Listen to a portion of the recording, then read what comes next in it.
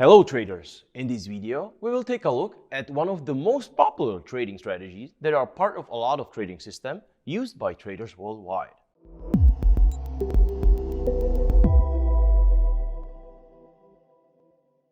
So what is a support and resistance? If you ever saw a support and resistance drawn at the chart, most traders use straight or diagonal lines to do so.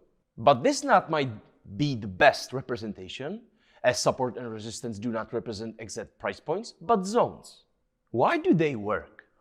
Simply because they are visible for a lot of traders and trading algorithms. So when the market reaches those zones, there will be a lot of participation. This is why higher time frames, support and resistance zones, like those at 4 hours daily or weekly, will play more significance to price movements than one of the 5 minutes support and resistance zones. We can think about resistance as a ceiling above the price and support as the floor below the price. Both of these hold the price until they are broken. The common misconception that you might read before is that support and resistance zones are stronger with the number of touches they have. This is not true, and it is due to the fact that traders place spending orders at those levels, and with more and more touches, these spending orders get consumed, so the market has an easier and easier path to break through eventually. Horizontal support and resistance. Making out horizontal support and resistance is the most popular price action trading strategy, which can be used in both ranging and trending environments. When you are looking to trade support and resistance, there are two situations you might find yourself in. The first is trading them from the same side.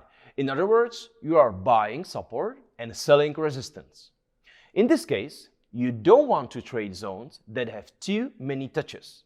You have to bear in mind that if the price is revisiting the zone for a second or third time, there will be a lot of resting orders above resistance and below support from traders who are either already in the trades with their stop loss placed above or below, but also breakout traders that anticipate levels to break.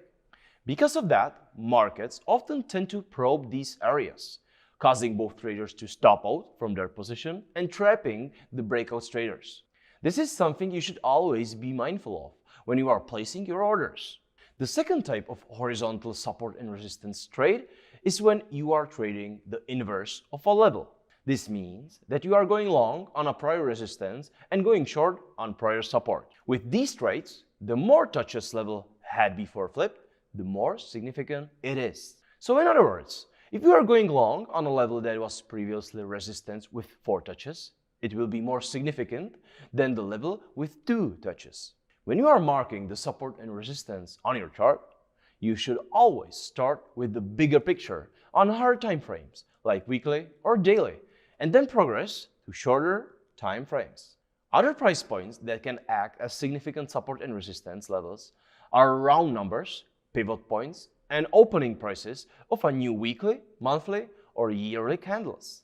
Diagonal support and resistance. Diagonal support and resistance, also known as trend lines, are commonly used among many traders. Compared to horizontal levels, they can be more subjective, as they can be drawn by connecting any 2 and more price swings. When you are drawing trend lines, you should always focus on the most apparent levels that are showing a clean path of ongoing trends.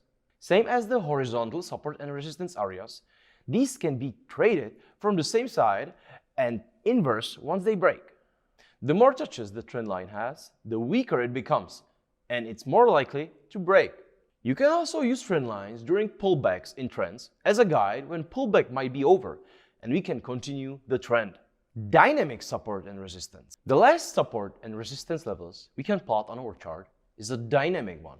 These come from different indicators, with the most popular ones being different types of moving averages. The most common ones are 50, 100, and 200 moving averages that are plotted on a daily and weekly time frames. Many traders and investors watch these, so we can assume that prices will react from them once they are tested.